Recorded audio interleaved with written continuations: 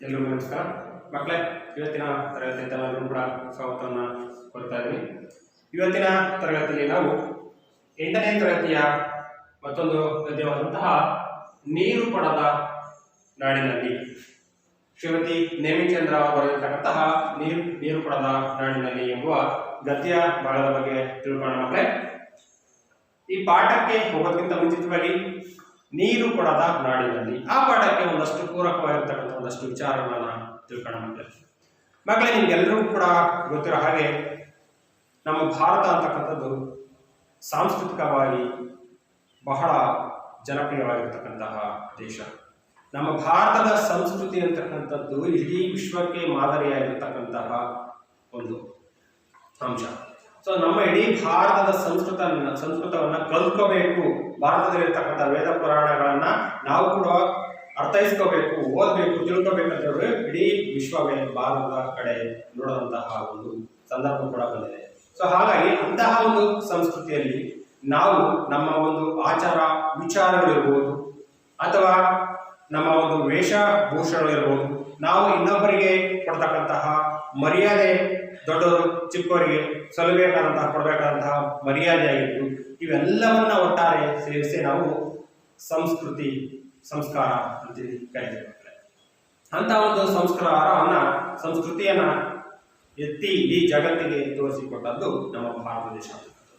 ನೋಡಿ ಮಕ್ಕಳೇ, ನಮ್ಮ ಯಾವುದೇ ಅಂದ್ರೆ ನಮ್ಮ ಮನೆಗೆ ಯಾವುದೇ ಒಬ್ಬ ಪರಪುರುಷ ಪರ ವ್ಯಕ್ತಿ ಯಾರೇ ಒಬ್ಬರು ಆಗುಂತಕರು ಬಂದರೂ ಕೂಡ ಅವರಿಗೆ ದಣಿವಾದಂತಹ ದಣಿವು ಅಂತೇಳಿ ಕೇಳಿಕೊಂಡು ಬಂದಂಥವರಿಗೆ ಅವರ ದಣಿವನ್ನು ನೀಗಿಸಲಿಕ್ಕೆ ಅಥವಾ ಕೃಷಿಯನ್ನ ಬಗೆಹರಿಸಲಿಕ್ಕೆ ನೀರನ್ನ ಕೊಡೋದನ್ನ ನಮ್ಮಲ್ಲಿದೆ.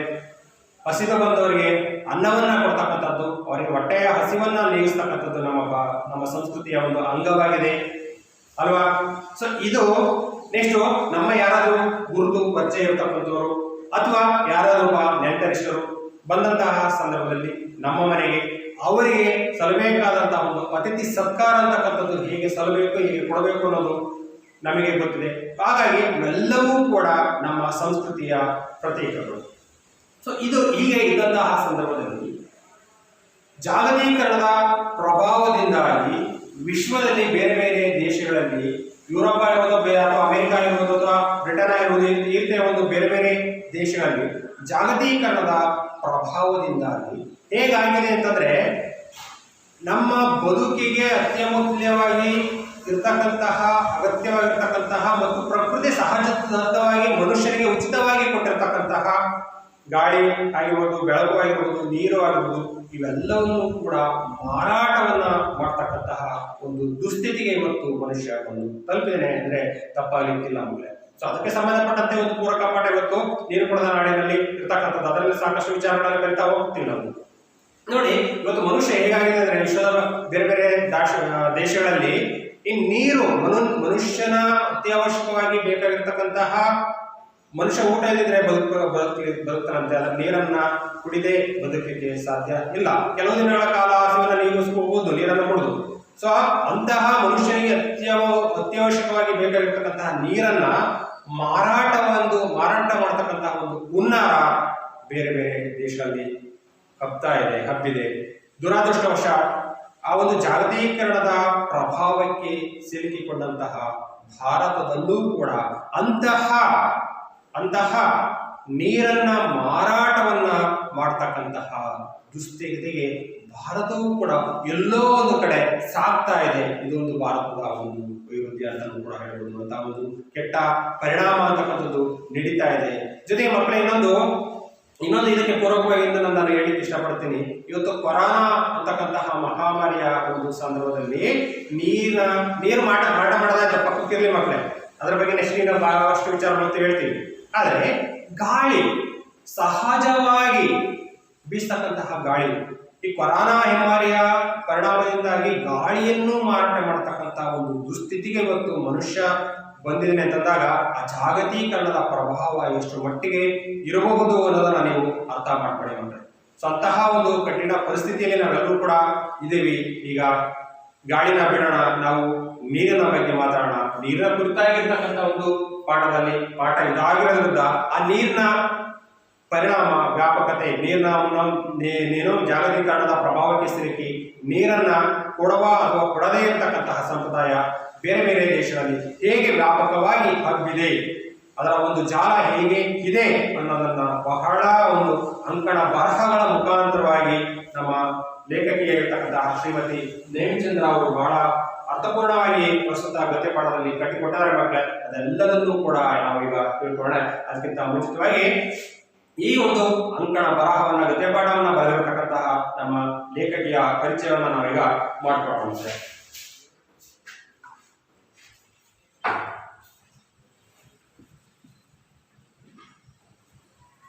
ಮಕ್ಕಳೇ, ಈ ಒಂದು ಗದ್ಯಪಾಠವನ್ನು ಬರೆದಿರ್ತಕ್ಕಂಥ ನಾನು ಹೇಳಿದಾಗೆ ಶ್ರೀಮತಿ ನೇಮಿಚಂದ್ರ ಅಂತಕ್ಕಂತಹ ಒಬ್ಬ ಲೇಖಕಿ, ಮಹಿಳಾ ಲೇಖಕಿಯವರು ಬರೆದಿರ್ತಕ್ಕಂತಹ ಒಂದು ಸುಂದರವಾಗಿರತಕ್ಕಂತಹ ಗದ್ಯವನ್ನು ಬರೆದಿರ್ತಕ್ಕಂಥ ಶ್ರೀಮತಿ ನೇಮಿಚಂದ್ರ ಅವರು ಹುಟ್ಟಿದ್ದು ಚಿತ್ರದುರ್ಗದಲ್ಲಿ ಹುಟ್ಟಿದ್ದು. ಇದೇ ನಮ್ಮ ಚಿತ್ರದುರ್ಗ ಜಿಲ್ಲೆಯಲ್ಲಿ ಜುಲೈ 16, 1959ರಲ್ಲಿ. ಇದೇ ಚಿತ್ರದುರ್ಗ ಜಿಲ್ಲೆಯಲ್ಲಿ ಜುಲೈ 16, 1959ರಲ್ಲಿ ಇವರು ಜನನವನ್ನ ಪಡ್ಕೊಳ್ತಾರೆ. ತಂದೆ ಪ್ರೊಫೆಸರ್ ಜಿ ಗುಂಡಣ್ಣ ಮತ್ತು ತಿಮ್ಮಕ್ಕ, ಪ್ರೊಫೆಸರ್ ಜಿ ಗುಂಡಣ್ಣ ಮತ್ತು ತಿಮ್ಮಕ್ಕ ಈ ದಂಪತಿಗಳ ಪುತ್ರಿಯಾಗಿ ಇವರು ಜನಿಸ್ತಾರೆ. ಇವರ ಶಿಕ್ಷಣಕ್ಕೆ ಸಂಬಂಧಪಟ್ಟಂಗೆ ತುಮಕೂರು, ಮೈಸೂರಿನಲ್ಲಿ ಇವರು ಒಂದು ಶಿಕ್ಷಣವನ್ನ ಪಡ್ಕೊಳ್ತಾರೆ. ನಂತರದಲ್ಲಿ ಮೈಸೂರಿನ ನ್ಯಾಷನಲ್ ಇನ್ಸ್ಟಿಟ್ಯೂಟ್ ಆಫ್ ಇಂಜಿನಿಯರಿಂಗ್ ನಲ್ಲಿ BSc ಪದವಿಯನ್ನು ಕೂಡ ಪಡ್ಕೊಳ್ತಾರೆ. ಬೆಂಗಳೂರಿನ ಇಂಡಿಯನ್ ಇನ್ಸ್ಟಿಟ್ಯೂಟ್ ಆಫ್ ಸೈನ್ಸ್ ನಲ್ಲಿ MSc ಪದವಿಯನ್ನು ಕೂಡ ಇವರು ಪಡ್ಕೊಳ್ತಾರೆ. ಜೊತೆಗೆ ಇವರು ಬೆಂಗಳೂರಿನ HAL ಸಂಸ್ಥೆಯಲ್ಲಿ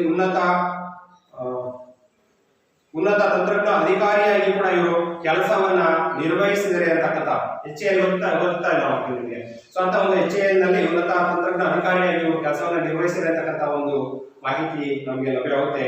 ಇವರ ಒಂದು ಕನ್ನಡ ಚಿಂತನ ಪೂರ್ಣ ಲೇಖನ ಪುಸ್ತಕಗಳನ್ನ ಇವರು ಬರೆದಿರ್ತಕ್ಕಂಥ ಮಾಹಿತಿ ಬರ್ತಾರೆ. ನೋಡಿ ಮಕ್ಕಳೇ, ಕನ್ನಡ ಸಾಹಿತ್ಯದ ಹಲವು ಮಜಲುಗಳನ್ನ ಕರಿತೀವಿ, ಹಲವು ಪ್ರಕಾರಗಳನ್ನು ಕರಿತೀವಿ. ಆ ತರದ ಒಂದಷ್ಟು ಪ್ರಕಾರಗಳನ್ನ, ಹಲವು ಕೃತಿಗಳನ್ನ ನಮ್ಮ ಲೇಖಕಿಯಾಗಿರ್ತಕ್ಕಂಥ ಶ್ರೀಮತಿ ನೇಮಿಚಂದ್ರ ಅವರು ಬರೆದಿರೋದನ್ನ ನಾವು ಕಾಣ್ತೀವಿ. ಅದರಲ್ಲಿ ಕಾದಂಬರಿ, ಕಥಾ ಸಂಕಲನ, ಪ್ರವಾಸ ಕಥನ, ಅಂಕಣ ಬರಹಗಳು ಸೊ ಈ ರೀತಿಯಾಗಿ ಇದಾವೆ. ಅದರಲ್ಲಿ ಕಾದಂಬರಿಯಲ್ಲಿ ಬರೆದಿರ್ತಕ್ಕಂಥದ್ದು ಯಾದ್ ವಶೇಮ್ ಅಂತಕ್ಕಂಥದ್ದು ಇವರು ಬರೆದಿರ್ತಕ್ಕಂತಹ ಕಾದಂಬರಿ. ಅದೇ ರೀತಿಯಾಗಿ ಕಥಾ ಸಂಕಲನಗಳಲ್ಲಿ ನಮ್ಮ ಕನಸುಗಳಲ್ಲಿ ನೀವಿದ್ದೀರಿ, ಮತ್ತೆ ಬರದ ಕಥೆಗಳು, ನೇಮಿಚಂದ್ರರ ಕಥೆಗಳು, ಈ ಮೂರು ಕೂಡ ಬರೆದಿರ್ತಕ್ಕಂತಹ ಕಥಾ ಸಂಕಲನ. ಇನ್ನು ಪ್ರವಾಸ ಕಥೆಗಳಲ್ಲಿ ಒಂದು ಕನಸಿನ ಪಯಣ, ಪೆರುವಿನ ಪವಿತ್ರ ಕಣಿವೆಯಲ್ಲಿ. ನೆಕ್ಸ್ಟ್ ಅಂಕಣ ಬರಹಗಳಲ್ಲಿ ಬದುಕು ಬದಲಿಸುವುದು ಇವರು ಬರೆದಿರ್ತಕ್ಕಂತಹ ಅಂಕಣ ಬರಹಗಳು.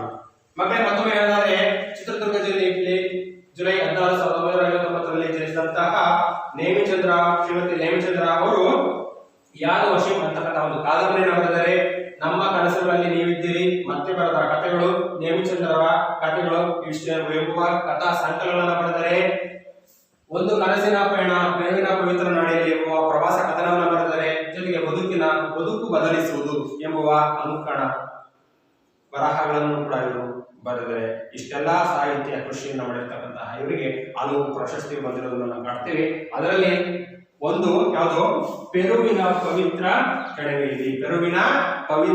ಕಣಿವೆಯಲ್ಲಿ ಎಂಬುವ ಪ್ರವಾಸ ಕಥನ. ಇದು ಪ್ರವಾಸ ಕಥನ ಇಲ್ಲಿ ಬರೆದಿದ್ದೀನಿ ನಾನು.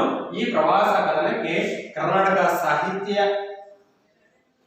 ಸಾಹಿತ್ಯ ಪ್ರಶಸ್ತಿ ಬಂದಿದೆ. ಕರ್ನಾಟಕ ಸಾಹಿತ್ಯ ಅಕಾಡೆಮಿ ಪ್ರಶಸ್ತಿ ಅಂತಿರೋದು. ಕರ್ನಾಟಕ ಸಾಹಿತ್ಯ ಅಕಾಡೆಮಿ ಪ್ರಶಸ್ತಿ ಬಂದಿದೆ, ನೃಪತುಂಗ ಪ್ರಶಸ್ತಿ ಬಂದಿದೆ, ಜೊತೆಗೆ ಅತ್ತಿಮಬ್ಬೆ ಪ್ರಶಸ್ತಿ ಅಂತಕ್ಕಂಥವು ಇವರಿಗೆ ಲಭಿಸಿದವೆ. ಪೆರುವಿನ ಪವಿತ್ರ ಕಣಿವೆಯಲ್ಲಿ ಕೃತಿಗೆ ಕರ್ನಾಟಕ ಸಾಹಿತ್ಯ ಅಕಾಡೆಮಿ ಪ್ರಶಸ್ತಿ, ನೃಪತುಂಗ ಪ್ರಶಸ್ತಿ, ನೆಕ್ಸ್ಟ್ ಅತ್ತಿಮಬ್ಬೆ ಪ್ರಶಸ್ತಿ ಅಂತಕ್ಕಂಥದ್ದು ಇವರಿಗೆ ಲಭಿಸಿದೆ. ಹಾಗಾದ್ರೆ ಪ್ರಸ್ತುತ ಪಾಠವನ್ನು ಯಾವ ಒಂದು ಕೃತಿಯಿಂದ ಆಯ್ಕೆ ಮಾಡಿಕೊಡಲಾಗಿದೆ? ಪ್ರಶ್ನೆ ಗೊತ್ತಾಗ ಮಕ್ಕಳೇ, ಆ ಒಂದು ಪ್ರಶ್ನೆಗೆ ಉತ್ತರ ಇವರೇ ಬರೆದಿರ್ತಕ್ಕಂತಹ ಬದುಕು ಬದಲಿಸುವುದು.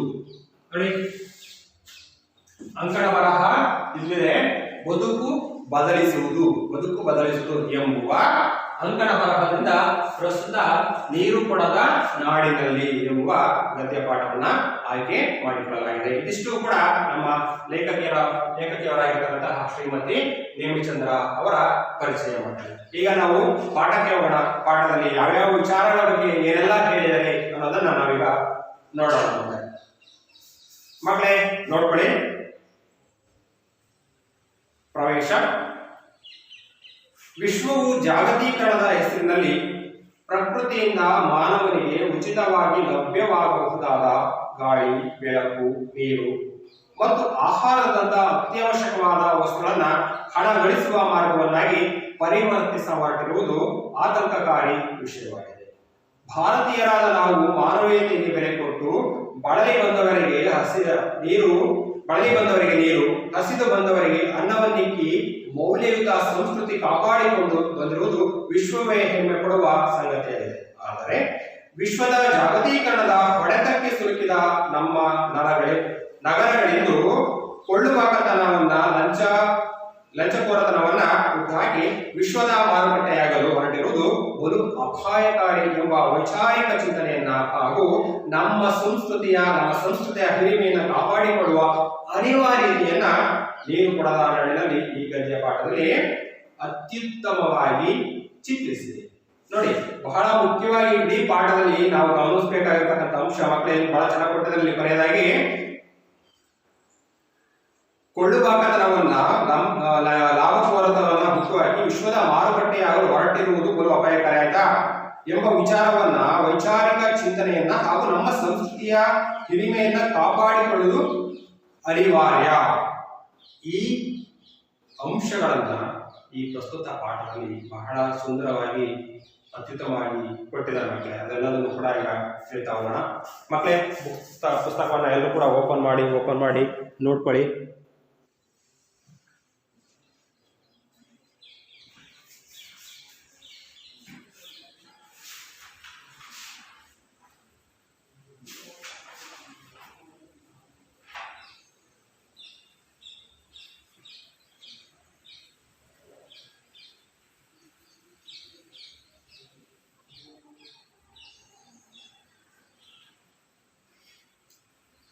ನೋಡ್ಕೊಳ್ಳಿ ಮಕ್ಕಳೇ, ಭಾರತದಿಂದ ಹೊರಗೆ ಕಾಲಿಟ್ಟರೆ ಉಳಿದೆಲ್ಲವೂ ನೀರು ಕೊಡದ ನಾಡುಗಳು ಎಂಬುದು ನನ್ನ ಇಲ್ಲಿಯವರೆಗಿನ ಅನುಭವ.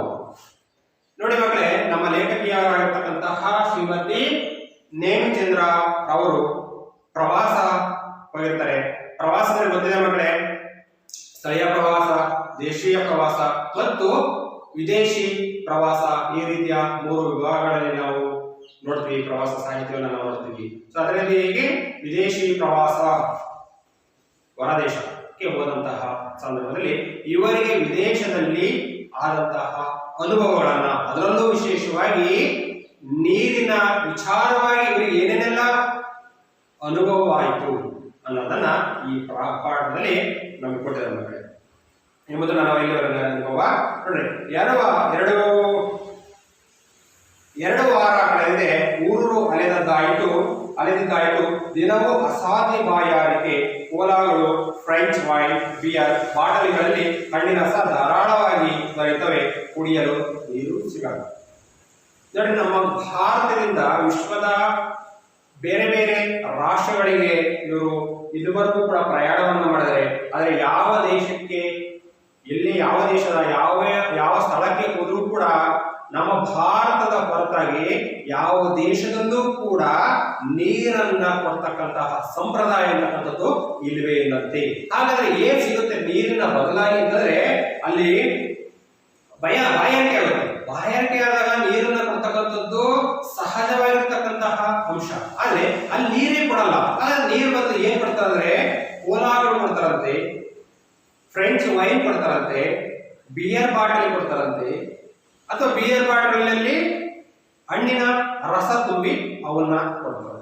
ಇವೆಲ್ಲವೂ ಆ ಒಂದು ದೇಶದಲ್ಲಿ ಮಾರಾಟದ ನೀರಿನ ಸ್ಥಾನವನ್ನ ಅಲ್ಲದೆ ನೀರಿರಬೇಕಾದಂತಹ ಜಾಗದಲ್ಲಿ ಇವು ತುಂಬಿ ತಿಳ್ಕೊಳ್ಳೋದಿವೆ. ಇವೆಲ್ಲವೂ ಸಿಗ್ತದೆ, ಆದ್ರೆ ನೀರು ಮಾತ್ರ ಸಿಗ್ತಾ ಇಲ್ಲ ಅಂತಕ್ಕಂಥದ್ದು ನಮ್ಮ ಲೇಖಕಿಯರ ಅಭಿಪ್ರಾಯ. ಇನ್ನು ಮುಂದುವರೆದಂತ ಹೇಳ್ತಾರೆ, ಇಲ್ಲಿ ಯುರೋಪಿನಲ್ಲಾಗಲಿ ಅಲ್ಲಿ ಅಮೆರಿಕದಲ್ಲಾಗಲಿ ನೀರು ಕೊಡುವ ಸಂಪ್ರದಾಯ ಇಲ್ಲ. ಹಿಂದೆ ಇದ್ದಿರೋ ಈಗಂತೂ ಇಲ್ಲ. ಮಕ್ಕಳೇ ಹೇಳ್ತಾ ಇದ್ರಲ್ಲಿ ಯುರೋಪ್ನಂತಹ ಯುರೋಪ್ನಲ್ಲಾಗಲಿ ಅಥವಾ ಅಮೆರಿಕಾದಂತಹ ದೇಶದಲ್ಲಾಗಲಿ ಎಲ್ಲೂ ಕೂಡ ಯಾವ ದೇಶದಲ್ಲೂ ಕೂಡ ಯುರೋಪ್ ಖಂಡ ಹೇಳಿದ್ರೆ ನಾವು ಯುರೋಪ್ನಲ್ಲಾಗಲಿ ಅಮೆರಿಕಾ ದೇಶದಲ್ಲಾಗಲಿ ನೀರು ಕೊಡ್ತಕ್ಕಂತಹ ಸಂಪ್ರದಾಯ ಅಂತಕ್ಕಂಥದ್ದು ಖಂಡಿತವಾಗಲೂ ಇಲ್ವೇ ಇಲ್ಲಂತೆ. ಹಿಂದೆ ಬಹುಶಃ ಇದ್ದಿರಬಹುದೇನೋ ಗೊತ್ತಿಲ್ಲ, ಆದರೆ ಈ ಸಂದರ್ಭದಲ್ಲಂತೂ ಈಗಂತೂ ಅಲ್ಲಿ ನೀರನ್ನ ಕೊಡ್ತಕ್ಕಂತಹ ಸಂಪ್ರದಾಯವೇ ಇಲ್ಲ ಅಂತಕ್ಕಂಥ ಒಂದು ಮಾತನ್ನ ಹೇಳ್ತಾ ಇದ್ದಾರೆ. ನೀರು ಸಲೀಸಾಗಿ ಎಲ್ಲೆಂದರಲ್ಲಿ ಪುಕ್ಕಟ್ಟೆಯಾಗಿ ನಿಮಗೆ ಖಂಡಿತ ಸಿಗದು. ನಮ್ಮಲ್ಲಿಯಂತೆ ರೈಲು ನಿಲ್ದಾಣಗಳಲ್ಲಿ, ಬಸ್ಸು ನಿಲ್ದಾಣಗಳಲ್ಲಿ, ವಿಮಾನ ನಿಲ್ದಾಣಗಳಲ್ಲಿ ದುಡ್ಡಿಲ್ಲದೆ ಕುಡಿಯುವ ನೀರನ್ನ ಇರಿಸುವುದಿಲ್ಲ. ನೋಡಿ ಮಕ್ಕಳೇ, ನಮ್ಮ ಭಾರತ ದೇಶದಲ್ಲಿ ನಿಮಗಳಿಗೂ ಕೂಡ ಅನುಭವ ಆಗಿರುತ್ತೆ. ನಮ್ಮ ಭಾರತ ದೇಶಕ್ಕೆ ನಾವು ಮಾತಾಡಿದಾಗ ನಮ್ಮಲ್ಲಿ ಯಾವುದೇ ಒಂದು ನಿಲ್ದಾಣಕ್ಕೆ ಹೋದ್ರೂ ಕೂಡ, ವಿಶೇಷವಾಗಿ ನೀವು ರೈಲ್ವೆ ನಿಲ್ದಾಣಕ್ಕೆ ಹೋದಾಗ ಪ್ರಯಾಣ ಮಾಡುವಾಗ ನೀವು ಗಮನಿಸಿರ್ಬೋದು, ರೈಲ್ವೆ ನಿಲ್ದಾಣಕ್ಕೆ ಹೋದಂತ ಸಂದರ್ಭದಲ್ಲಿ ಅಲ್ಲಿ ಶುದ್ಧ ನೀರು ಕುಡಿಯುವ ನೀರನ್ನ ಘಟಕ ಅಂತೇಳಿ ಒಂದು ಬೋರ್ಡ್ ಹಾಕಿ ಅಲ್ಲಿ ವ್ಯವಸ್ಥಿತವಾಗಿ ನೀರು ಎಲ್ಲರಿಗೂ ಕೂಡ ಉಚಿತವಾಗಿ ಸಿಗ್ತಕ್ಕಂತಹ ಒಂದು ಸೌಲಭ್ಯವನ್ನ ಒದಗಿಸಿರ್ತಕ್ಕಂಥ ಒಂದು ದೃಶ್ಯವನ್ನ ನಾವು ಕಾಣ್ತೀವಿ. ಅಂದ್ರೆ ಎಲ್ಲೂ ಕೂಡ ಮಾರಾಟ ಮಾಡ್ತಕ್ಕಂಥದ್ದಿಲ್ಲ, ಉಚಿತವಾಗಿ ಶುದ್ಧ ಕುಡಿಯುವ ನೀರು ಸಿಗ್ತಕ್ಕಂಥ ಒಂದು ವ್ಯವಸ್ಥೆಯನ್ನ ರೈಲ್ವೆ ನಿಲ್ದಾಣಗಳಲ್ಲಿ ನಮ್ಮ ಭಾರತ ದೇಶದಲ್ಲಿ ಮಾಡೋದನ್ನ ಕಾಣ್ತೀವಿ. ಅದಷ್ಟೇ ಅಲ್ಲ, ಬಸ್ ಸ್ಟ್ಯಾಂಡ್, ನೀವು ಬಸ್ ನಿಲ್ದಾಣಕ್ಕೆ ಹೋದ್ರೂ ಕೂಡ ಬಸ್ ಸ್ಟ್ಯಾಂಡ್ ಅಲ್ಲೂ ಕೂಡ ಉಚಿತವಾಗಿ ಕುಡಿಯುವ ನೀರು ಸಿಗ್ತಕ್ಕಂತಹ ಸೌಲಭ್ಯವನ್ನು ಕೂಡ ಮಾಡಿರೋದನ್ನ ನಾವು ಕಾಣ್ತೀವಿ. ಜೊತೆಗೆ ವಿಮಾನ ನಿಲ್ದಾಣಗಳಲ್ಲೂ ಕೂಡ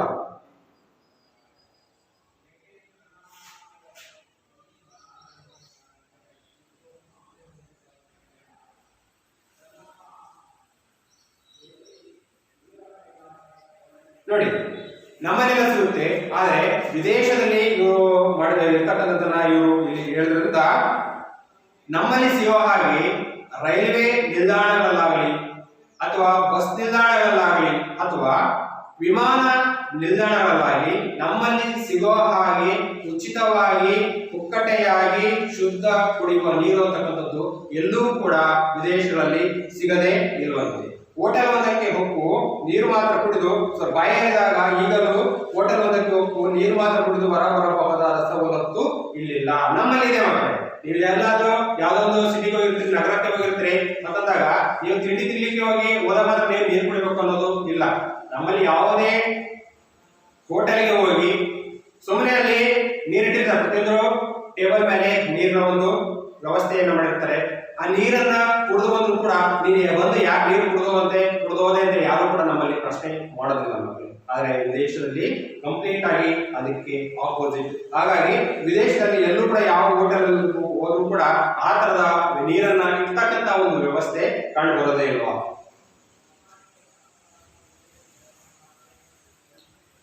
ಮನೆಯ ಹೊರಗೆ ಕಾಂಪೌಂಡ್ ಗೋಡೆಗೆ ಸಣ್ಣ ತೊಟ್ಟಿ ಕಟ್ಟಿ ದನಕರುಗಳು ನೀರು ಕುಡಿದು ಹೋಗಲಿ ಎಂದು ನೀರು ತುಂಬಿಡುತ್ತಿದ್ದ ಬಾಲ್ಯದ ದಿನಗಳು ನನಗಿನ್ನು ನೆನಪಿವೆ.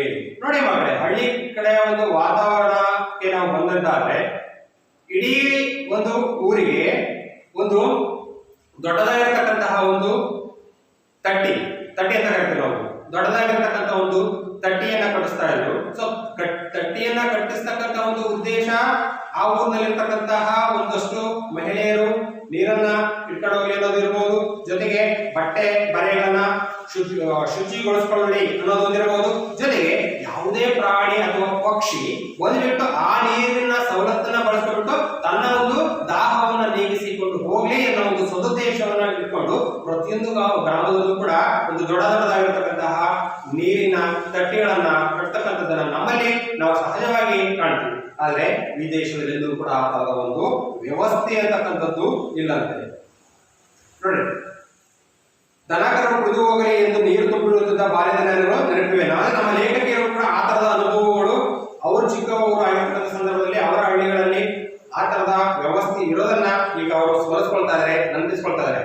ನಾನು ದಿಲ್ಲಿಗೆ ಬಂದು ವಿದೇಶಕ್ಕೆ ಆಗಿದೆ, ದಿಲ್ಲಿಯನ್ನು ಧಗೆಧಗೆ ಬಿಸಿಲು, ಆದರೆ ಯಾರು ಪುಣ್ಯಾತ್ಮರು ಅಲ್ಲಿ ದೊಡ್ಡ ಮಣ್ಣಿನ ಮಡಕೆಗಳಲ್ಲಿ ನೀರು ತುಂಬಿಕೊಡುತ್ತಿದ್ದರು. ನೋಡ್ರಿ, ಇವರು ವಿದೇಶಕ್ಕೆ ಹೋಗ್ತಿದ್ದಾರೆ. ವಿದೇಶಕ್ಕೆ ಹೋಗ್ತಕ್ಕಂತಹ ಸಂದರ್ಭದಲ್ಲಿ ನಮ್ಮ ಲೇಖಕಿ ಇರ್ತಕ್ಕಂತಹ ಶ್ರೀಮತಿ ನೇಮಿಚಂದ್ರ ಅವರು ವಿದೇಶಕ್ಕೆ ಹೋಗ್ತಕ್ಕಂತಹ ಒಂದು ಸಂದರ್ಭದಲ್ಲಿ ದಿಲ್ಲಿಯ ಮುಖಾಂತರವಾಗಿ ಹೋಗ್ತಾರೆ. ಸೊ ದಿಲ್ಲಿಗೆ ಮುಖಾಂತರವಾಗಿ ಹೋಗ್ತಕ್ಕಂತಹ ಸಂದರ್ಭದಲ್ಲಿ ಆ ಒಂದು ಸಂದರ್ಭದಲ್ಲಿ ಮಧ್ಯಾಹ್ನದ ಒಂದು ಸುಡು ಬಿಸಿಲು ಅಂತಕ್ಕಂಥದ್ದು ಇತ್ತಂತೆ. ಹಾಗಾಗಿ ಅವರಿಗೆ ಬಾಯಾರಿಕೆ ಅಂತಕ್ಕಂಥದ್ದು ಯಥೇಚ್ಛವಾಗಿ ಆಗಿತ್ತಂತೆ. ಅಂತಹ ಒಂದು ಸಂದರ್ಭದಲ್ಲಿ ಬಾಯಾರಿದವರಿಗೆ ತಮ್ಮ ಬಾಯಾರಿಕೆಯನ್ನ ನೀಗಿಸಿಕೊಳ್ಳಲು, ಕೃಷಿಯನ್ನ ನೀಗಿಸಿಕೊಳ್ಳಲಿಕ್ಕೆ ಅಲ್ಲಿ ಒಂದು ವ್ಯವಸ್ಥೆಯನ್ನ ಮಾಡ್ತಿದ್ರಂತೆ. ಏನಪ್ಪಾ ಅಂದ್ರೆ, ಒಂದು ಮಡಕೆಗಳಲ್ಲಿ, ಮಣ್ಣಿನ ಮಡಕೆಗಳೆಲ್ಲ ನೀರನ್ನ ತುಂಬಿ ಕೊಡ್ತಾ ಇದ್ದಾರೆ. ಮಡಿಕೆ ವಿಶೇಷತೆ ಏನಪ್ಪಾ ಅಂದ್ರೆ ತುಂಬಾ ತಣ್ಣಗಿರುತ್ತೆ, ಹಿತಕರವಾಗಿರುತ್ತೆ. ಎಷ್ಟೇ ದಾಹ ಆಗಿದ್ರು ಕೂಡ ಒಂದು ದೃಷ್ಟಿಯಾಗಿ ಸಮಾಧಾನ ಆಗುತ್ತೆ. ಎಷ್ಟೇ ದಾಹ ಆಗಿದ್ದು ಸಂಪೂರ್ಣವಾಗಿ ಸಮಾಧಾನ ಆಗ್ತಕ್ಕಂಥ ಒಂದು ಕೆಲಸವನ್ನ ಆ ಮಣ್ಣಿನ ಮಡಿಕೆಯಲ್ಲಿ ಇರ್ತಕ್ಕಂಥ ನೀರು ಮಾಡುತ್ತೆ. ಸೊ ಆ ತರದ ಒಂದು ಕೆಲಸವನ್ನ ಅಲ್ಲೊಂದಷ್ಟು ಜನ ಮಾಡ್ತಾ ಇದ್ರಂತೆ. ಅನೇಕ ಗುರುದ್ವಾರಗಳ ಬಳಿ ಸ್ವಯಂ ಸೇವಕರು ನೀರಿನ ದೊಡ್ಡ ಕೊಳ ಹಿಡಿದು ನಿಲ್ಲಿಸಿದ ಆಟೋ, ಬಸ್ಸು ಹಾಗೂ ದಾರಿ ಯುವಕರಿಗೆಲ್ಲ ನೀರು ತುಂಬಿ ಕೊಡುತ್ತಿರುವುದನ್ನ ನೋಡಿದ್ದೇನೆ. ಜೊತೆಗೆ ದಿಲ್ಲಿಯಲ್ಲಿ ಯಾವ ರೀತಿಯಾಗಿ ಮಣ್ಣಿನ ಮಡಿಕೆಗಳಲ್ಲಿ ಉಚಿತವಾಗಿ ನೀರನ್ನ ಕೊಡ್ತಾ ಇದ್ರು, ಅದೇ ರೀತಿಯಾಗಿ ಅನೇಕ ಗುರುದ್ವಾರಗಳ ಬಳಿ, ಗುರುದ್ವಾರಗಳಲ್ಲಿ ದೇವಸ್ಥಾನಕ್ಕೆ ಹೋದಂತಹ ಸಂದರ್ಭದಲ್ಲಿ ಅಂತಹ ಗುರುದ್ವಾರಗಳ ಬಳಿ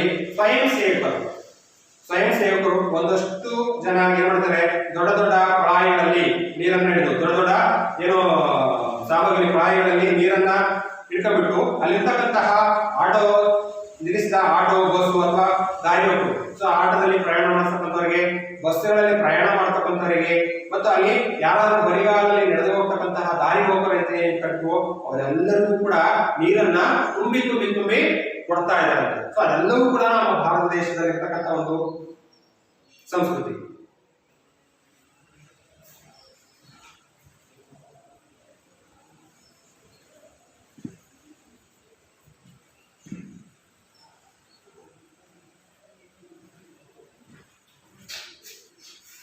ಇನ್ನ ರೋಹ್ತಕ್ ರಸ್ತೆಯ ಅತ್ತೆಯ ಮನೆಯೊಳಗೆ ಕಾಲಿಡುತ್ತಿದ್ದಂತೆ ಬೇಟ ತಾಯಾಗಿ ಆಯಾ ಹೈ ತಂಡಿ ಪಾನಿ ಪಿಲಾವೋ, ನನ್ನ ಮೈದುನನ ಮಗನಿಗೆ ಅತ್ತೆ ಕೂಗಿ ಹೇಳಿದರು. ನೋಡಿ, ರೋಹ್ತಕ್ ಇನ್ನ ನಮ್ಮ ಲೇಖಕಿ ಶ್ರೀಮತಿ ಶ್ರೀಮತಿ ನೇಮಿಚಂದ್ರ ಅವರು ಅವರ ಅತ್ತೆ ಮನೆಗೆ ಹೋಗಿರ್ತಾರೆ. ಸೊ ಅಂತಹ ಅತ್ತೆ ಮನೆಗೆ ಹೋದಂತಹ ಸಂದರ್ಭದಲ್ಲಿ ಆ ಅತ್ತೆಯವರು ತಮ್ಮ ಮಗನಿಗಳಂತೆ ಬೇಟ ತಾಯಾಗಿ ಆಯಾ ಹೈ, ಅಮ್ಮ ಬಂದಿದ್ದಾರೆ ಅಂತ, ಬೇಟ ಮಗನೇ ತಾಯಿ ಬಂದಿದ್ದಾರೆ, ಆಯಾ ತಂಡಿ ಪಾನಿ ಪಿಲಾವು, ಅವರಿಗೆ ತಣ್ಣಗಾಗಿರ್ತಕ್ಕಂತಹ ನೀರನ್ನ ಕೊಡು ಅಂತಕ್ಕಂಥ ಒಂದು ಮಾತನ್ನ ಹೇಳ್ತಾರೆ. ತಂಡಿ ಪಾನಿ ಪಿಲಾವು, ತನ್ನ ಮೈದನ ಮಗನಿಗೆ ಅತ್ತೆ ಕೂಗಿ ಹೇಳಿದರು. ತನ್ನ ಮೈದನ ಮಗನಿಗೆ ಕ್ಷಮಿಸಿ, ತನ್ನ ಮಗನಿಲ್ಲ, ತನ್ನ ಮೈದನ ಮಗನಿಗೆ ಹೇಳ್ತಾರಲ್ಲ, ಅವರು ಕೂಡ ಮಗನೇ ಆಗ್ಬೇಕು. ಪುಟ್ಟ ಹುಡುಗ ತಕ್ಷಣ ತಣ್ಣನೆಯ ನೀರು ತಂದು ಕೊಟ್ಟು ಕೈಗಿಟ್ಟ. ದಿಲ್ಲಿಯ ಧೂಳು ಹಾದಿಗಳೆಲ್ಲ ಮರೆತವು, ಮನೆಗೆ ಬಂದವರಿಗಂತೂ ಮೊದಲು ನೀರು ಕೊಡುವ ಸಂಪ್ರದಾಯ. ನೋಡಿ, ಎಲ್ಲೆಲ್ಲೋ ತಿರುಗಾಡ್ಕೊಂಡು ಬಂದು ಬಳಲೆ ತುಂಬಾ ದಣಿವಾಗಿತ್ತು, ಆಯಾಸವಾಗಿತ್ತು, ಸುಸ್ತಾಗಿತ್ತು. ಯಾವಾಗ ಮನೆಗೆ ಬಂದ್ರು, ಮನೆಗೆ ಬಂದ ನಂತರದಲ್ಲಿ ತಣ್ಣಗಿರ್ತಕ್ಕಂತಹ ಹಿತಕರವಾಗಿರ್ತಕ್ಕಂತಹ ನೀರನ್ನು ಕುಡಿದು ನಿಜಕ್ಕೂ ಅವರಾಗಿರ್ತಕ್ಕಂತಹ ಆಯಾಸವನ್ನ, ಅವರಾಗಿರ್ತಕ್ಕಂತಹ ತಿಳಿವನ್ನ ನೀಗಿಸ್ಕೊಳ್ತಾರೆ. ಡಾಬಾ ಆಗಲಿ, ದರ್ಶನೆ ಆಗಲಿ, ಪಂಚತಾರ ಹೋಟೆಲೇ ಆಗಲಿ, ಮೊದಲು ನೀರು ಮೇಜಿನ ಮೇಲೆ ಕುಳಿತುಕೊಳ್ಳುತ್ತದೆ. ಪುಕ್ಕಟೆಯಾಗಿ ಕೊಡುವ ನೀರು. ಆದರೆ ನಾನೀಗ ನೀರು ಕೊಡದ ನಾಡುಗಳಲ್ಲಿ ಅಲಿಯುತ್ತಿದ್ದೇನೆ. ಮಕ್ಕಳೇ, ಕೇವಲ ನಮ್ಮಲ್ಲಿ, ನಮ್ಮ ಭಾರತ ದೇಶದಲ್ಲಿ ಕೇವಲ ರೈಲ್ವೆ ನಿಲ್ದಾಣ, ಬಸ್ ನಿಲ್ದಾಣ ಅಥವಾ ವಿಮಾನ ನಿಲ್ದಾಣಗಳಷ್ಟೇ ಪುಕ್ಕಟೆಯಾಗಿ ನೀರು ಸಿಗೋದಿಲ್ಲ. ನಮ್ಮಲ್ಲಿ ಯಾವುದೇ ಹೋಟೆಲ್ಗೆ ಹೋಗಲಿ, ಆ ಹೋಟೆಲ್ಗಳಲ್ಲಿ ಸಣ್ಣ ಹೋಟೆಲ್ ಇಲ್ಲ, ದರ್ಶನಿ ಹೋಟೆಲ್ಗೆ ಹೋಗ್ಲಿ, ಅಥವಾ ದೊಡ್ಡದಾಗಿರ್ತಕ್ಕಂಥ 5 ಸ್ಟಾರ್ ಹೋಗ್ಲಿ, ಅಥವಾ ಪಂಚತಾರ ಹೋಟೆಲ್ಗೆ ಹೋಗ್ಲಿ, ನೀವು ಎಷ್ಟೇ ಚಿಕ್ಕ ಹೋಟೆಲ್ ಅಥವಾ ದೊಡ್ಡ ಹೋಟೆಲ್ಗೆ ಹೋದ್ರು ಕೂಡ ನೀವು ಮೊದಲು ಬಂದು ಹೋಟೆಲ್ನ ಪ್ರವೇಶಿಸಿ ಟೇಬಲ್ ಮೇಲೆ ಕುತ್ಕೊಂಡ ಮೇಲೆ, ಅಂದ್ರೆ ಚೇರ್ ಮೇಲೆ ಕುತ್ಕೊಂಡ ತಕ್ಷಣ ನಿಮ್ಮ ಮೊದಲ ಬಳಿ ಬರ್ತಕ್ಕಂಥದ್ದು ಯಾವುದು ಅಂದ್ರೆ ವೇಟರ್. ನಿಮ್ಮ ಆರ್ಡರ್ನ, ಅಂದ್ರೆ ನೀವು ಹೇಳ್ತಕ್ಕಂಥ ತಿಂಡಿಗಳನ್ನ, ತಿಂಡಿ ತಿನಿಸುಗಳನ್ನ, ಊಟಗಳನ್ನ ತಂದುಕೊಡ್ತಕ್ಕಂಥ ಕೆಲಸಗಾರಲ್ಲ, ಅವ್ರು ಮೊದಲನೇದಾಗಿ ನೀರನ್ನ ತಂದುಬಿಟ್ಟು ಮೊದಲನೇದಾಗಿ ನಿಮ್ಮ ಟೇಬಲ್ ಮೇಲೆ ಇಟ್ಬಿಟ್ಟು ನಂತರ ನಿಮಗೆ ಏನ್ ಬೇಕು, ದೋಸೆ ಬೇಕೋ, ಇಡ್ಲಿ ಬೇಕೋ, ಪೂರಿ ಬೇಕೋ, ಚಪಾತಿ ಬೇಕು ಅಥವಾ ಅನ್ನ ಸಾಂಬಾರು ಬೇಕು, ಈ ತರದ ನಿಮಗೆ ಬೇಕಾಗಿರತಕ್ಕಂತಹ ಆಹಾರದ ಸಾಮಗ್ರಿಗಳನ್ನ ಅವನು ತಗೊಳ್ತಾನೆ. ಸೊ ಇಂತಹ ಒಂದು ತಾಮಸಕ್ಕಿಂತ ಮುಂಚಿತವಾಗಿ ಹೋಟೆಲ್ಗೆ ಬಂದ ತಕ್ಷಣ ನೀರನ್ನ ಕೊಡ್ತಕ್ಕಂತಹ ಸಂಪ್ರದಾಯ ವಿಶೇಷವಾಗಿ ನಮ್ಮ ಭಾರತದ ಸಂಸ್ಕೃತಿಯ ಪ್ರತೀಕವಾಗಿರ್ತಕ್ಕಂಥದ್ದು ಭಾರತದಲ್ಲಿ ಮಾತ್ರ ಕಂಡುಬರ್ತಕ್ಕಂಥದ್ದು. ಸೊ ಆದರೆ ಅದೆಲ್ಲವನ್ನೂ ಕೂಡ ನಮ್ಮ ಭಾರತದಲ್ಲಿರ್ತಕ್ಕಂತಹ ನೀರಿನ ಸೌಲಭ್ಯ ಎಲ್ಲೆಲ್ಲಿ ಹೇಗೆಲ್ಲ ಸಿಗುತ್ತೆ ಅನ್ನೋದೆಲ್ಲನೂ ಕೂಡ ನಮ್ಮ ಲೇಖಕಿಯವರು ಸ್ಮರಿಸ್ಕೊಳ್ತಿದ್ದಾರೆ. ಆದರೆ ದುರಾದೃಷ್ಟವಶಾತ್ ನಾನೀಗ ಎಲ್ಲಿದ್ದೀನಿ, ನೀರು ಕೊಡದ ನಾಡಿನಲ್ಲಿ. ನೋಡಿ, ಈ ರೀತಿಯಾಗಿ ಪುಕ್ಕಟೆಯಾಗಿ ಸಿಗದೇ ಇರತಕ್ಕಂತಹ ನಾಡುಗಳಲ್ಲಿ, ಅಂದ್ರೆ ಆ ತರದ ಒಂದು ದೇಶಗಳಲ್ಲಿ ನಾನೀಗ ಸಂಚರಿಸ್ತಾ ಇದ್ದೀನಿ, ಪ್ರವಾಸದಲ್ಲಿದ್ದೇನೆ ಅಂತಕ್ಕಂಥ ಒಂದು ಬೇಸರವನ್ನ ನಮ್ಮ ಲೇಖಕಿಯವರು ವ್ಯಕ್ತಪಡಿಸ್ತಾ ಇದ್ದಾರೆ. ಮ್ಯಾಕ್ಡೊನಾಲ್ಡ್ ನಂತಹ ಅಗ್ಗದ ಫಾಸ್ಟ್ ಫುಡ್ ಜಾಯಿಂಟ್ಸ್ಗೆ ಹೋಗಿ, ವೈಭವದ ಪಂಚತಾರ ಹೋಟೆಲ್ಗಳಿಗೆ ಹೋಗಿ ನೀರು ಇಡುವ ಅಥವಾ ಕೊಡುವ ಸಂಪ್ರದಾಯವೇ ಇಲ್ಲಿಲ್ಲ. ಈಗ ನಮ್ಮ ದೇಶದಲ್ಲಿ ಇರ್ತಕ್ಕಂಥದ್ದು ಒಂದು ನೀರಿನ ಸವಲತ್ತು ಉಚಿತವಾಗಿ ಎಲ್ಲೆಲ್ಲಿ ಹೇಗೆ ಸಿಗ್ತಾ ಇತ್ತು ಅನ್ನೋದ್ರ ಬಗ್ಗೆ ಹೇಳಿದ್ರು. ಈಗ ಆ ಒಂದು ವಿದೇಶದಲ್ಲಿರ್ತಕ್ಕಂತಹ ವ್ಯವಸ್ಥೆಯ ಬಗ್ಗೆ, ಅಲ್ಲಿನ ಹೋಟೆಲ್ಗಳ ದುಸ್ಥಿತಿಯ ಬಗ್ಗೆ ನಮ್ಮ ಲೇಖಕಿಯವರು ಹೇಳ್ತಾರೆ. ಮ್ಯಾಕ್ಡೊನಾಲ್ಡ್ ಅಂತಕ್ಕಂತಹ ದೊಡ್ಡದಾಗಿರ್ತಕ್ಕಂತಹ ಹೆಚ್ಚು ಜನಪ್ರಿಯವಾಗಿರ್ತಕ್ಕಂತಹ ಹೋಟೆಲ್ಗೆ, ಅಗ್ಗದ ಫಾಸ್ಟ್ ಫುಡ್ ಜಾಯಿಂಟ್ಗೆ ಹೋಗಿ ಅಥವಾ ವೈಭವದ ಪಂಚತಾರ ಹೋಟೆಲ್ಗೆ ಹೋಗಿ, ಅದರ ನೀವು ಎಲ್ಲೇ ಯಾವುದೇ ಹೋಟೆಲ್ಗೆ ಹೋದರೂ ಕೂಡ ಪುಕ್ಕಟೆಯಾಗಿ ಅಂದ್ರೆ ಉಚಿತವಾಗಿ ನೀರನ್ನ ತಂದು ಕೊಡ್ತಕ್ಕಂತಹ ಸಂಪ್ರದಾಯ ಅಲ್ಲೆಲ್ಲೂ ಕೂಡ ಇಲ್ಲವೇ ಇಲ್ಲ. ಹೋಟೆಲ್ಗಳಲ್ಲಿ ವೈನ್, ಬಿಯರ್ ಇಲ್ಲವೇ ಕೋಲಾಗಳಿಂದಲೇ ಊಟ ಆರಂಭ. ನೋಡ್ರಿ, ನೀವು ಯಾವುದೇ ಹೋಟೆಲ್ಗಳು ನಮ್ಮಲ್ಲಿ ಹೆಂಗೆ ಅಂದ್ರೆ ಅವೆಲ್ಲ ಇಲ್ಲವೇ ಇಲ್ಲ. ನಮ್ಮಲ್ಲಿ ಫಸ್ಟ್ ಮೊದಲನೇದಾಗಿ ನೀರು, ಆ ನಂತರದಲ್ಲಿ ತಿಂಡಿ. ಆದ್ರೆ ಅಲ್ಲಿ ನೀರಿನ ಸ್ಥಾನದಲ್ಲಿ ಇರ್ತಕ್ಕಂಥದ್ದು ಯಾವುದು ಅಂದ್ರೆ ಫ್ರೆಂಚ್ ವೈನ್ ಇದೆಯಂತೆ, ವೈನ್ ಇದೆ, ಬಿಯರ್ ಇದೆಯಂತೆ, ಅಥವಾ ಕೋಲಾಗಳು ಆ ನೀರಿನ ಒಂದು ಸ್ಥಾನವನ್ನ ತುಂಬಿದವಂತೆ. ಸೊ ಅಲ್ಲಿ ಅವುಗಳ ನಂತರದಲ್ಲಿ ಊಟ ಆರಂಭವಾಗುತ್ತದೆ. ಮ್ಯಾಕ್ಡೊನಾಲ್ಡ್ ಫ್ರೆಂಚ್ ವೈನ್ ಇರಲಿ, ಸ್ಯಾಂಡ್ವಿಚ್ ಆಗಲಿ, ಬರ್ಗರ್ ಆಗಲಿ, ಜೊತೆಗೆ ದೊಡ್ಡ ಗಾತ್ರದ ಕೋಲಾದೊಡನೆಯೇ ಕೊಡುತ್ತಾರೆ. ನೋಡಿ, ನಮ್ಮಲ್ಲಿ ಯಾವುದೇ ಆ ಒಂದು ವಿದೇಶದಲ್ಲಿ ನಾವು ಯಾವುದನ್ನೇ ಆರ್ಡರ್ ಮಾಡಿದ್ರು ಕೂಡ ಫ್ರೆಂಚ್ ವೈನ್ ಆಗಲಿ ಅಥವಾ ಸ್ಯಾಂಡ್ವಿಚ್ ಆಗಲಿ ಅಥವಾ ಬರ್ಗರ್ ಆಗಲಿ ಯಾವುದೇ ತರಹದ ಆಹಾರ ಸಾಮಗ್ರಿಗಳನ್ನ ನಾವು ಆರ್ಡರ್ ಮಾಡಿದ್ರು ಕೂಡ ಅವುಗಳ ಜೊತೆಗೆ ದೊಡ್ಡದಾಗಿರ್ತಕ್ಕಂತಹ ಕೋಲಾಗಳು ಅಲ್ಲಿಗೆ ತಂದಿಡ್ತಾರಂತೆ. ಆದ್ರೆ ಕೋಲಾಳ ತಂದಿಡ್ತಾರೆ ಹೊರತು ಎಲ್ಲೂ ಕೂಡ ಯಾರು ಕೂಡ ನೀರನ್ನ ತಂದಿಡ್ತಕ್ಕಂತಹ ಸಂಪ್ರದಾಯ ಅಥವಾ ವ್ಯವಸ್ಥೆ ಆ ಒಂದು ದೇಶಗಳಲ್ಲಿ ಖಂಡಿತವಾಗ್ಲೂ ಇಲ್ಲವೇ ಇಲ್ಲ ಅಂತಕ್ಕಂಥ ಒಂದು ಮಾತನ್ನ ನಮ್ಮ ಲೇಖಕಿಯವರು ತಿಳಿಸ್ತಾ ಇದ್ದಾರೆ.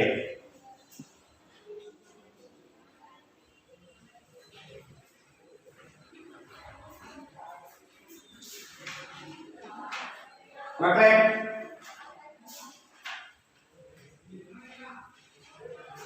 ಇವತ್ತಿಗೆ ಇಷ್ಟು ಪಾಠ ಇರಲಿ ಅನ್ಕೊಂತೀನಿ. ಇದರ ಮುಂದುವರೆದ ಭಾಗ ನಂತರದ ತರಗತಿಯಲ್ಲಿ ಮಾಡೋಣ. ಮಕ್ಕಳೇ, ಇನ್ನೊಂದು ಪಾಠ ಕೇಳಿದ್ರಿ, ಈಗ ಒಂದೆರಡು ಕ್ವಶನ್ಸ್ ಕೇಳ್ತೀನಿ, ನೋಡೋಣ, ಆನ್ಸರ್ ಮಾಡಿ. ನಿಮ್ಮ ಮನೆಯಲ್ಲೇ ಕುತ್ಕೊಬಿಟ್ಟು ಅಲ್ಲಿಯೇ ಕೇಳ್ತಕ್ಕಂತಹ ಪ್ರಶ್ನೆಗೆ ಅಲ್ಲೇ ನಿಮ್ಮ ಮನಸ್ಸಿನಲ್ಲಿ ಉತ್ತರವನ್ನ ಕೊಡಿ. ಮಕ್ಕಳೇ, ಇಬ್ಬರು ಪಾಠ ಕೇಳಿದ್ರಿ, ಬೋರ್ಡನ್ನ ಆಡಿಸ್ತೀನಿ.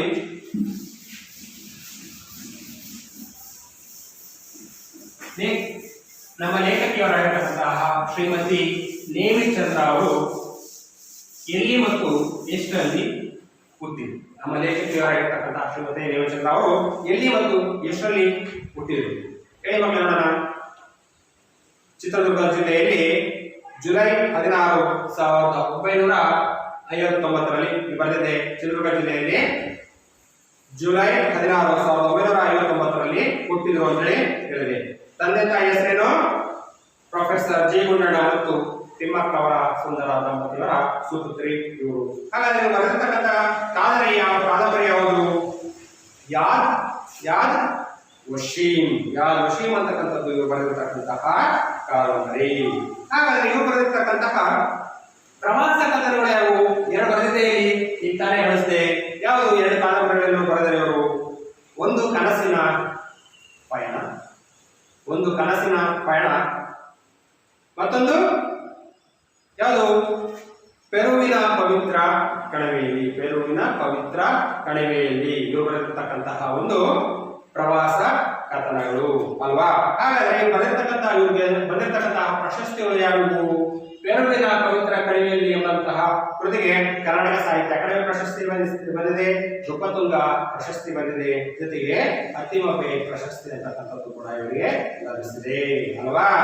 ಪ್ರಸ್ತುತ ಗದ್ಯಪಡವನ್ನು ಯಾವ ಅಂಕಣ ಬರಹದಿಂದ ಆರಿಸಿಕೊಳ್ಳಲಾಗಿದೆ? ಬದುಕು ಬದಲಿಸಬಹುದು ಎಂಬ ಅಂಕಣ ಬರಹದಿಂದ ಆರಿಸಿಕೊಳ್ಳಲಾಗಿದೆ ಅಲ್ವಾ.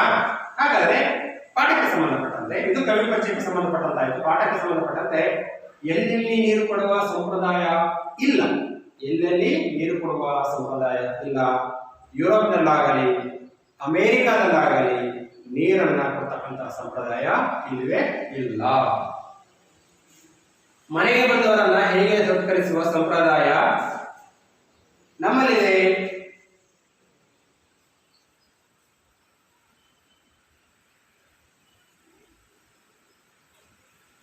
ಬಳಲಿ ಬಂದವರಿಗೆ ನೀರು, ಹಸಿದು ಬಂದವರಿಗೆ ಅನ್ನವನ್ನಿಕ್ಕುವ ಸಂಪ್ರದಾಯ ನಮ್ಮಲ್ಲಿ ಇರ್ತಕ್ಕಂಥದ್ದು ಅಲ್ವಾ ಮಕ್ಕಳೇ. ಹಾಗಾದ್ರೆ ಮೂರನೇ ಕ್ವಶನ್, ನೀರಿಗಿಂತ ವಿದೇಶದಲ್ಲಿ ಅಗ್ಗವಾಗಿ ಸಿಗುವುದೇನು? ನೀರಿಗಿಂತ ಅಗ್ಗವಾಗಿ ಸಿಗ್ತಕ್ಕಂಥದ್ದು ಏನು ಅಂದ್ರೆ ಮಕ್ಕಳೇ ಬಂತು ವೈನ್, ಬಿಯರ್ ಇಲ್ಲವೇ ಕೋಲಾಗಳು. ವೈನ್, ಬಿಯರ್ ಅಥವಾ ಕೋಲಾಗಳು ನೀರಿಗಿಂತ ಅಗ್ಗವಾಗಿ ವಿದೇಶಗಳಲ್ಲಿ ಸಿಗ್ತವೆ. ಮಕ್ಕಳೇ ಇಷ್ಟಕ್ಕೆ ಇರಲಿ. ಹೋಮ್ವರ್ಕ್ ಅನ್ನ ಎಲ್ಲದೂ ಕೂಡ ಬರೀಬೇಕು ಅಂತ ಹೇಳ್ತಾ ಇವತ್ತಿನ ತರಗತಿಯನ್ನ ಮುಗಿಸ್ತಾ ಇದ್ದೀನಿ. ಎಲ್ಲರಿಗೂ ಧನ್ಯವಾದಗಳು.